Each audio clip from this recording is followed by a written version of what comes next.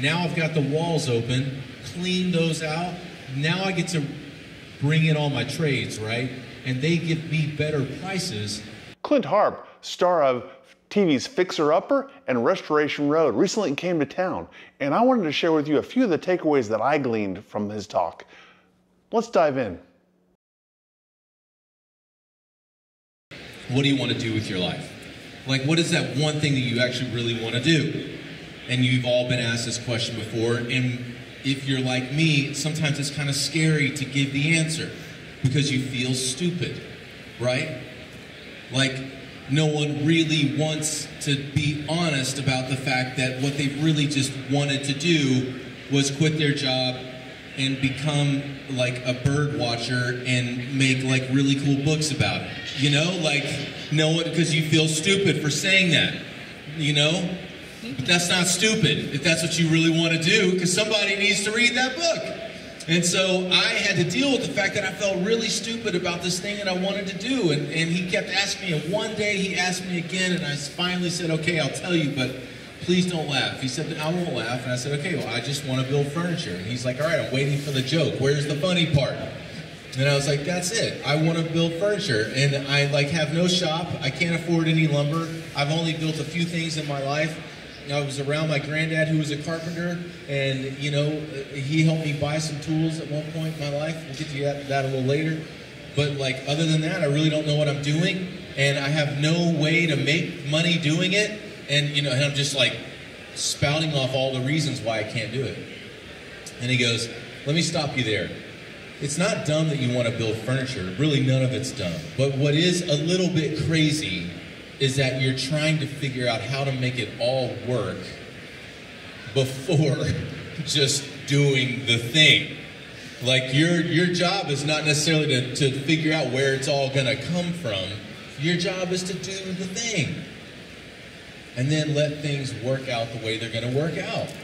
And he said, if you put yourself in a place where things have to happen, things will happen.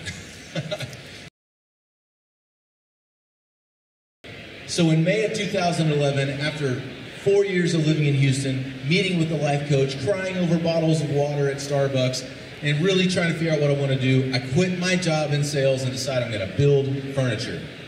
So we're going to start a company with my wife called Harp Design Co. We come up with a logo that she makes on a free program online.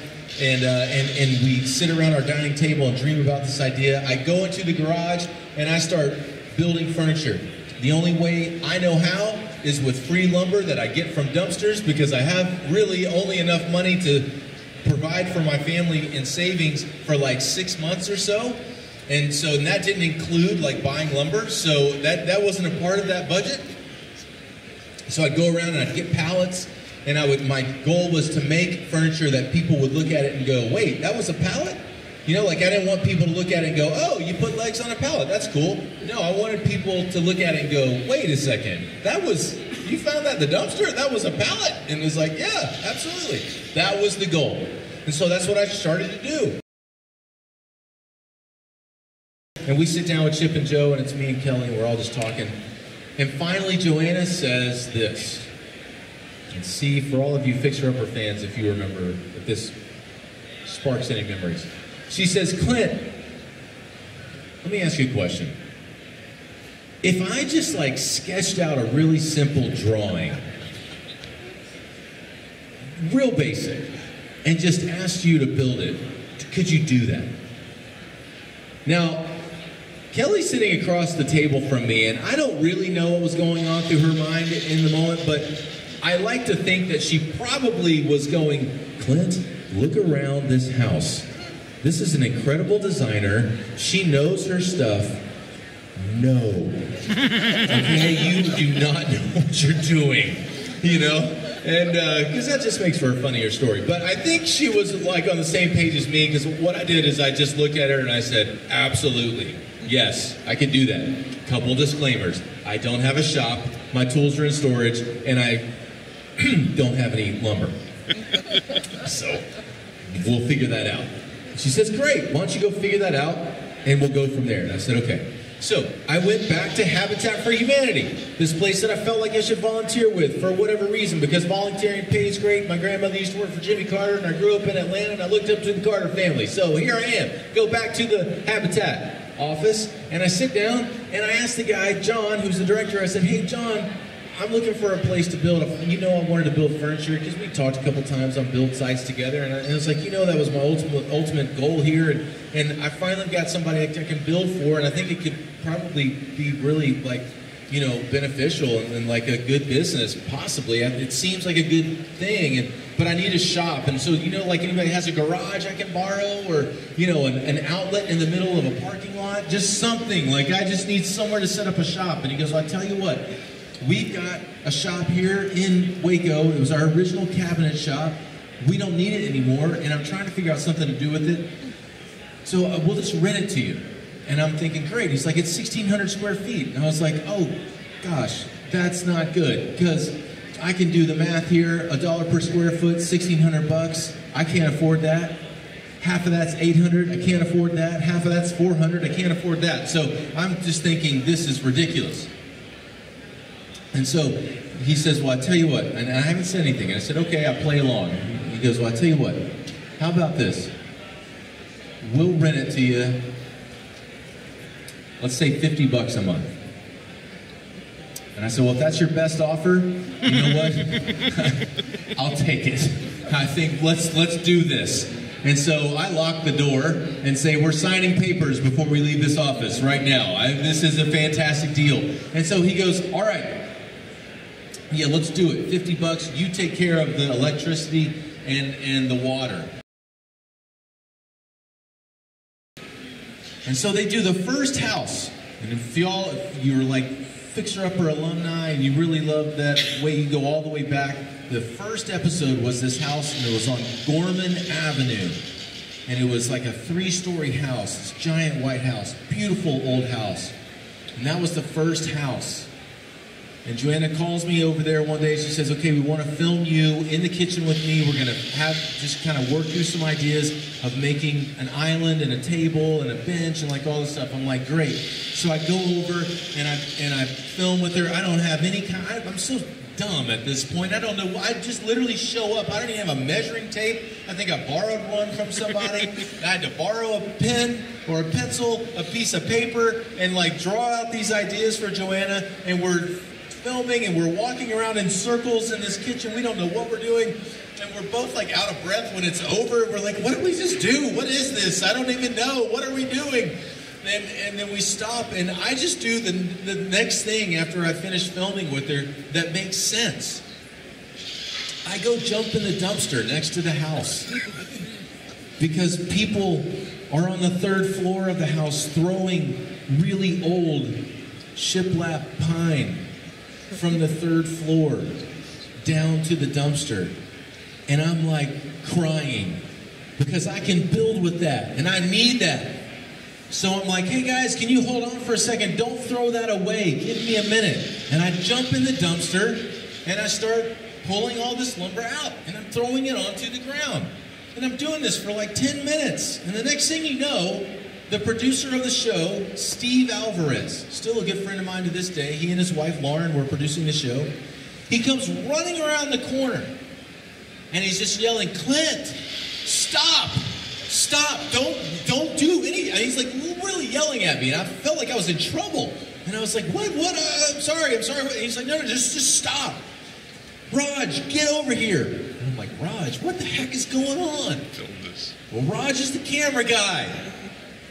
Get over here, Raj. All right, press record. Okay, Clint, go. And that is how you met me on Fixer Upper. Literally, in the first episode, that's me in the dumpster going, don't throw away the wood. Because it really happened. I'm not making it up. That's literally what happened. And when people ask the question, inevitably at the Q&A, always at the end of one of these talks, and they say, was it real? Were y'all just a bunch of actors? No. I was literally a guy who was just trying to figure out how to make some furniture. And she says, yeah, Joanna wants to make a show with you where you go and follow the story of these cool old structures. And sometimes they're going to get moved from one place to the next, and they're going to get restored. Maybe they'll get restored on site, but they just want you to follow the story of these cool old structures, and they want to make a show with you. And right now, the working title is Old to New. I was like, Old to New? What? What is that? And I was like, okay, yes, I'm in. Old to New, let's do it. But I was like, here's a couple things. I want to make it, but one, I want to be a part of the creative process. And two, I don't want it to be a show just about barns. Because there's guys and gals that do that, and they're really good at it, and that's not really my thing. I think I would get bored if it was just about a barn, but I'm all in if it can be about a barn and the history of that barn, and the history of that town where that barn stands, and the history of the town where that barn is moving, the history of that theater, that train car, that grist mill, that corn crib, whatever it is. I want to learn about the history. So what I like to do, and this is one of those things for anybody that's into like flipping houses or something like that, there's obviously a whole bunch of different ways to do it, and there's a bunch of different ways to remodel houses and restore houses and all that. The only way that I'm really interested in doing a project is if it is something where basically nothing is usable except the bones of the house. Because I don't really have the patience to go into a room that I can't tear apart and just kind of fix the electrical, like dig behind the walls and figure out how to rerun new wires or put, conduit on the outside of the wall because you don't want to dig behind the wall. Like, I don't have the patience for all of that. That's not me. Now, other people do, and God bless you if you're that person. For me, I like to know that, like, there's nothing salvageable in here. None of the electrical, none of the plumbing, none of the gas, none of the, in this house, there's not even HVAC. It was just window units. So you just take them out, give them away. So that for me is what I love. So I'm in phase one. So every room in this house took me either a day or 2 days, and it was a hoarder's house. So I mean, we're taking all of their trash out, then we're taking paneling down, wallpaper down, ceiling tiles, all this stuff, taking all that out, getting down to the shiplap. Then after that, I'm going to take all the shiplap out of the house. Not throwing that away, going to keep it. The stuff that's good, that's not, basically ruined by animal matter and stuff like that, because there's a lot of animals that have lived in this house. So the stuff that is safe to keep, I'll keep all of that, store that in the garage. Now I've got the walls open, clean those out. Now I get to bring in all my trades, right?